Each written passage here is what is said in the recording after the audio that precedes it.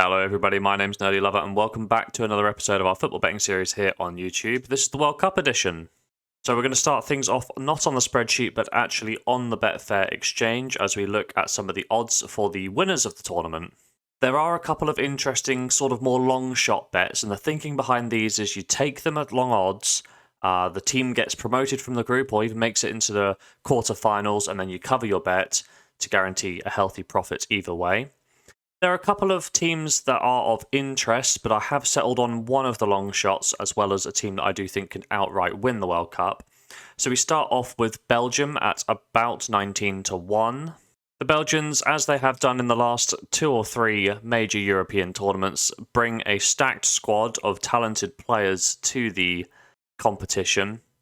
However, they are kind of once perceived as dark horses, now perceived as maybe somewhat of a letdown, and I think this is potentially the weakest Belgium squad we have seen in a little while, with players like Eden Hazard playing his way out of form in Madrid, and Romelu Lukaku not being able to get consistent minutes in Italy due to some injury concerns. I'm not too sure where the goals are coming from. Obviously, De Bruyne is going to be pulling strings in midfield, and then players like Thorgan Hazard can step up as well. And unless I've missed anything obvious, I don't think there's really that kind of final driving force to bring the Belgians through, and it would take a bit of a one-man effort from De Bruyne. Added to this, as we jump over to SofaScore now, we can see the group tables. Belgium are in Group F, and they are competing for qualification with the likes of Canada, Croatia, and Morocco. And I think a lot of people's first and foremost thoughts are Belgium and Croatia to go through, and it may well turn out that way. I think Morocco probably aren't quite up to the standards of the other 3, but I wouldn't sleep on Canada. I think they've got a couple of decent players in their midst. Alphonso Davies is obviously the player that stands out, the Bayern Munich fullback, but they also have Kyle Larin from Bruges, who's been playing really well. And across in France, they also have Jonathan David. So they do have the ability to get a goal against some of these sides here. Obviously, nowhere near as stacked as either Croatia or Belgium is, but I wouldn't sleep on them, to be honest. Anyway, thinking more long-term, if Belgium were to qualify from the group, they would finish either first or second. They would end up playing the second place in Group E, which could either realistically be Spain or Germany. Now, I don't fancy Belgium against Spain or Germany, so it just makes their route to get deeper into this competition even harder. Then they'll be faced against the winners of G and H, which could see them against the likes of Portugal or Uruguay, potentially Brazil for Group G. It's not an easy path, and I think for your 19 to 1 shot, I think you would need Belgium to get out of their group and then beat either Brazil, Portugal, Uruguay, Spain, or Germany in order to even get that price down to about 10 to 1, maybe 8 to 1 in order to secure value. And it's for that reason that I'm thinking Belgium aren't good value. They could surprise us, I could be wrong, but no thank you, Belgium. The next team that I've seen creating quite a lot of social media swell is Denmark at about 30 to 35 to 1. And when we look at the Danes group, they do have Australia, France, and Tunisia in their group. Australia and Tunisia probably not at the same level. It'll be a head-to-head really between Denmark and France, unless a result surprises us here or there. And Denmark have a decent record against France in recent games, beating them on the opening and closing matches of their Nations League competition recently. So from Group D, we're thinking Denmark could either finish first or second. If you finish first or second in Group D, you'll be paired up against a team from Group C, depending on if they're first or second. And then we're looking at any 2 from Argentina, Mexico, or realistically Poland. I think Argentina and Mexico are tough oppositions, and if Denmark come up straight against Argentina in the round of 16, I can't see them winning that. Similarly, against Mexico, I see that being a very fierce competitive fixture and basically a coin flip. But once again, with the same principle as Belgium, you've got to see Denmark navigate out of their group, which should be not a certainty, but it's more likely than not likely. But then my next concern is really that they would play a game against either Mexico or Argentina, making it very difficult. If they were to progress from that, they would have to play one of the sides from Group A or B, which is a little bit of an easier run. Not an amazing England coming into this tournament, or Holland, which are always a little bit weak. But again, you've got to get past maybe the likes of Argentina, and if that happens, then I think you're just throwing your money away on a 35-1 shot with Denmark, so no thank you to Denmark. The long shot that I do like, however, comes from Group H, and that is Uruguay. Uruguay are tournament outsiders about 50-1 last time I checked. And they would have to obviously get out of their group, which is quite a competitive group, perhaps the group of death in this particular one. You've got Ghana, South Korea, Uruguay, and Portugal, all roughly ranked similarly, to be honest. Obviously, Ghana's the worst team there, Portugal the best, and then South Korea and Uruguay competing. But I don't think there's the massive gaps in class that we're seeing in other groups compared to Group H. So again, tournament tree, looking at them qualifying from Group H, would either see them play first or second in Group G, which could be Brazil, Cameroon, Serbia, or Switzerland.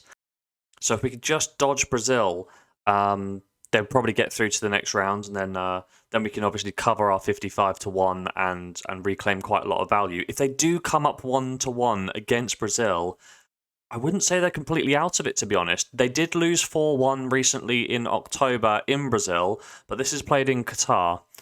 Also, Uruguay are a tough, stubborn side that is familiar with their South American counterpart, and they could very well even get through to the following round. I think there's enough value if they can get out of the group stage and avoid Brazil to maybe cover then. Obviously, the most ideal situation is Uruguay and Brazil to top their groups, Uruguay to play a team, say, Serbia, beat them, and then they're already into the quarterfinals. They're going to drop down to about a 10-1 shot, and we can take out a lot of value there. And it's for that reason, and that little summary, that we're going to be putting a £10 stake on Uruguay to win the World Cup. So they're the three long shots that we may want to entertain. I've talked myself out of Belgium and Denmark, but I wouldn't be opposed to putting maybe a quarter stake of about £5 on each of them. But the one that I'm more confident on will be a half stake of £10 on Uruguay to go the distance with the view of covering. In terms of World Cup winners, we're going to wrap up the conversation by talking about one that we think could probably go the distance.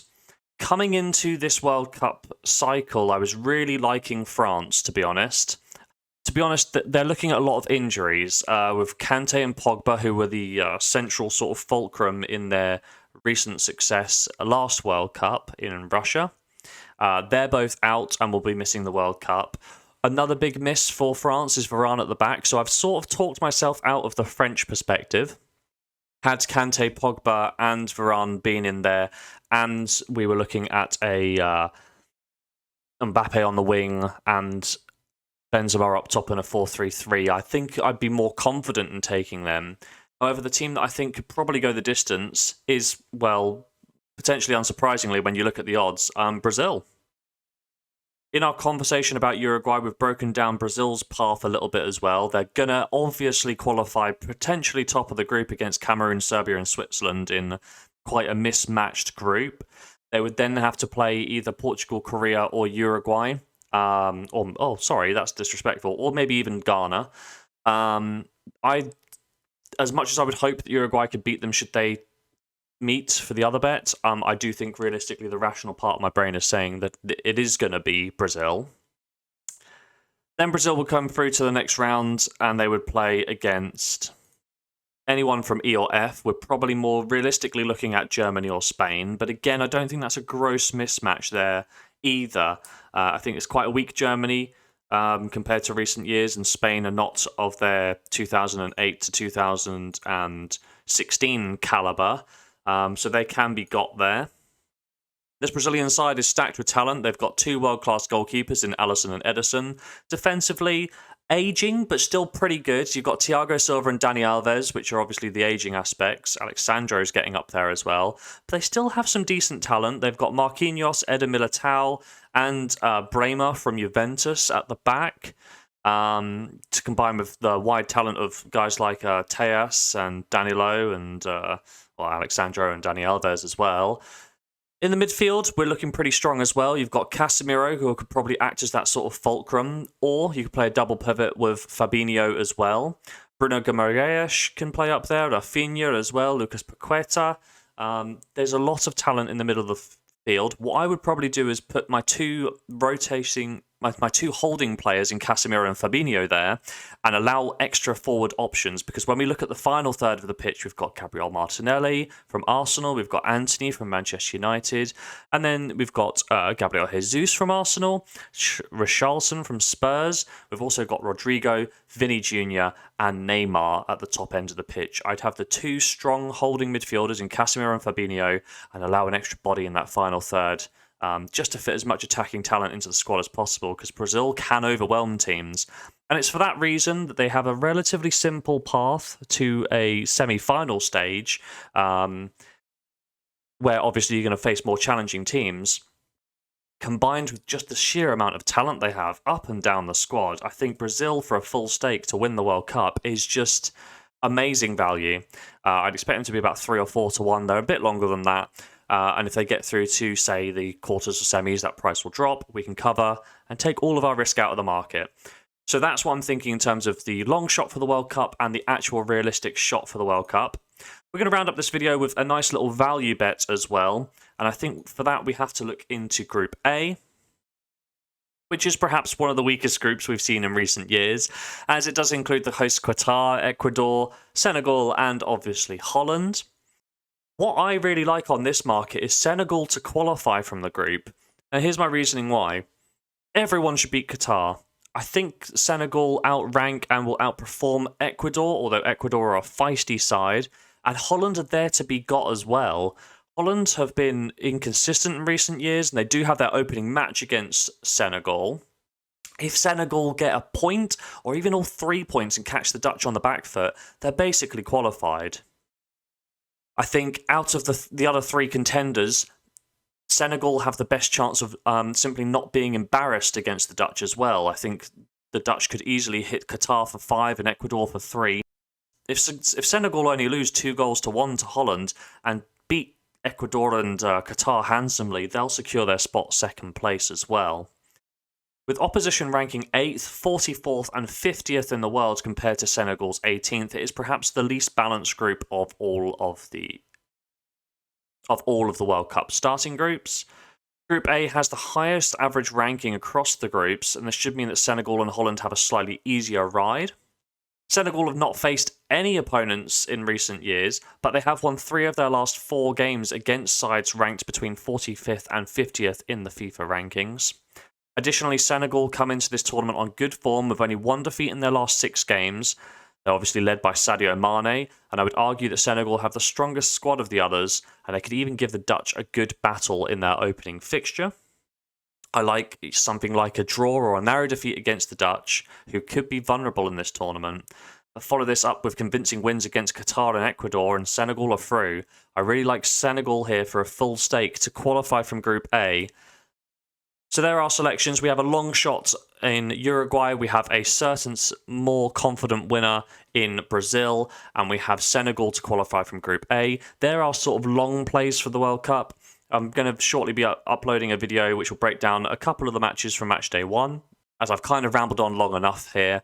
If you did enjoy today's video, please drop a like down below. My name has been Nerdy Lover, and as always, have yourself a lovely day.